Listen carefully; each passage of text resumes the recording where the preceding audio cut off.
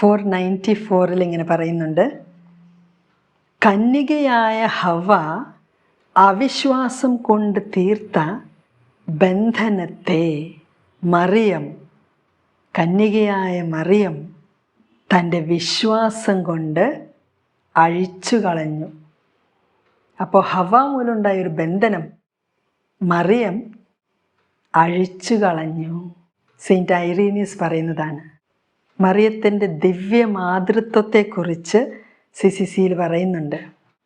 മറിയത്തിൻ്റെ ഉദരത്തിൽ പരിശുദ്ധാത്മാവിനാൽ മനുഷ്യനായി അവതരിച്ചവൻ ശരീരപ്രകാരം യഥാർത്ഥത്തിൽ മറിയത്തിൻ്റെ മകനായി തീർന്നവൻ പരിശുദ്ധതമ ത്രിത്വത്തിലെ രണ്ടാമത്തെ വ്യക്തിയും പിതാവിൻ്റെ നിത്യപുത്രനുമല്ലാതെ മറ്റാരുമല്ല. മറിയം യഥാർത്ഥത്തിൽ ദൈവത്തിൻ്റെ അമ്മയാണ്. തിയോട്ടോക്കോസ്, ദൈവത്തിൻ്റെ അമ്മ, ദൈവത്തിൻ്റെ മാതാവ്, ദൈവമാതാവ്. ആ ദൈവമാതാവിന് നമ്മൾ ഉന്നത വണക്കം കൊടുക്കണം. ഹൈപ്പദുലായ, ഉന്നത വണക്കം. വിശുദ്ധർക്ക് നമ്മൾ വണക്കമാണ് കൊടുക്കുന്നതെങ്കിൽ പരിശുദ്ധ അമ്മയ്ക്ക് നമ്മൾ ഉന്നത വണക്കം കൊടുക്കണം. അപ്പോൾ തന്നെ നമ്മുടെ ജീവിതത്തിൽ ഒത്തിരി തടസ്സങ്ങൾ മാറിപ്പോകും, ഒത്തിരി ബന്ധനങ്ങൾ അഴിയും. അനുസരണക്കേട് മൂലമുണ്ടാകുന്ന ബന്ധനങ്ങൾ അഴിയും. പരിശുദ്ധ അമ്മയോട് നമുക്ക് ഉന്നതമായ ഒരു അടുപ്പം വേണം.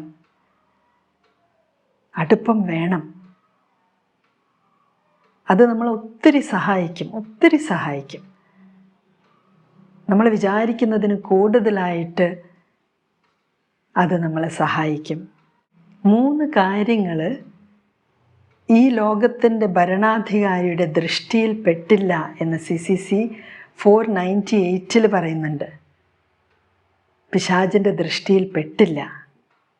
1, മറിയത്തിൻ്റെ കന്യാത്വം.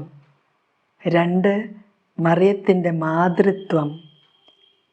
3, കർത്താവിൻ്റെ മരണം. CCC 498 പറയുന്നുണ്ട്, മറിയത്തിൻ്റെ കന്യാത്വവും മാതൃത്വവും കർത്താവിൻ്റെ മരണം പോലും ഈ ലോകത്തിൻ്റെ ഭരണാധികാരിയുടെ ദൃഷ്ടിയിൽ പെട്ടില്ല.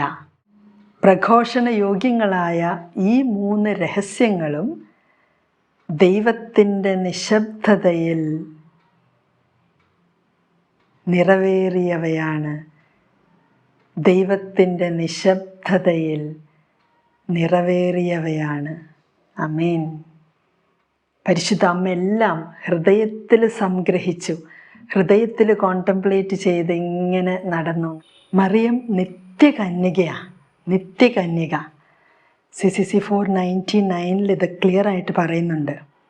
യഥാർത്ഥവും നിത്യവുമായ കന്യാത്വം.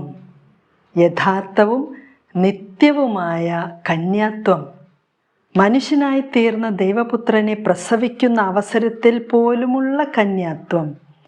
അപ്പം ഇങ്ങനെയുള്ള കന്യാത്വമാണ് പരിശുദ്ധ അമ്മയുടെ. മനുഷ്യനായി തീർന്ന ദൈവപുത്രനെ പ്രസവിക്കുന്ന അവസരത്തിൽ പോലുമുള്ള കന്യാത്വം. മിശിഹായുടെ ജനനം അവിടുത്തെ അമ്മയുടെ കന്യാത്വത്തിൻ്റെ സമഗ്രതയ്ക്ക് ഒരു വിധത്തിലും മങ്ങലേൽപ്പിക്കാതെ പകരം അതിനെ പവിത്രീകരിക്കുകയാണ് ചെയ്തത്. മിശിഹ ജനിച്ചപ്പോൾ തൻ്റെ അമ്മയുടെ കന്യാത്വത്തിന് ഒരു മങ്ങലും ഏൽപ്പിച്ചില്ല. പക്ഷേ അതിന് പകരമായിട്ട് പവിത്രീകരിക്കുകയാണ് ചെയ്തത്. ഇനി നമുക്ക് ഓരോരുത്തർക്കുമുള്ള ഗുഡ് ന്യൂസ് 501 501. മറിയത്തിൻ്റെ ആധ്യാത്മിക മാതൃത്വം യേശു രക്ഷിക്കാൻ വന്ന സർവ മനുഷ്യരെയും ആശ്ലേഷിക്കുന്നതാണ്.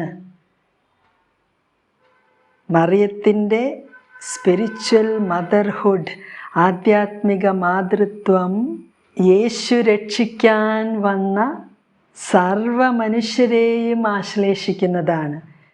യേശു രക്ഷിക്കാൻ വന്നത് ചില മനുഷ്യരെയല്ല, സർവ മനുഷ്യരെയും. അപ്പം സർവ മനുഷ്യരുടെയും ആധ്യാത്മിക മാതാവാണ് പരിശുദ്ധ കന്യകാമറിയം.